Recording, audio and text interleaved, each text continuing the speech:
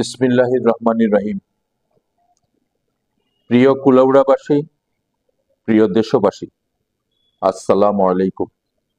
হিন্দু ভাই বোনদের প্রতি আদাব, অন্যান্য ধর্মাবলম্বীর প্রতি ধর্মীয় রীতি অনুযায়ী গভীর শ্রদ্ধা জানাচ্ছি। আমি অ্যাডভোকেট আবেদ রাজা, জাতীয়তাবাদী আইনজীবী ফোরামের কেন্দ্রীয় কমিটির সহসভাপতি এবং সদস্য, মৌলভীবাজার জেলা বিএনপি। দুর্গাপূজা উপলক্ষে গত 29 সেপ্টেম্বর 2025 কুলাউড়ার একটি পূজা মণ্ডপ পরিদর্শনকালে আমার একটি মন্তব্য যান্ত্রিক ত্রুটির কারণে বিকৃতভাবে উপস্থাপিত হওয়ায় অনেকে আঘাত পেয়েছেন এবং প্রতিবাদ করেছেন। বিকৃতভাবে উপস্থাপিত উক্তরূপ বক্তব্য যেহেতু জনমনে প্রতিক্রিয়া সৃষ্টি করেছে, তার জন্য আমি আন্তরিকভাবে দুঃখ প্রকাশ করছি।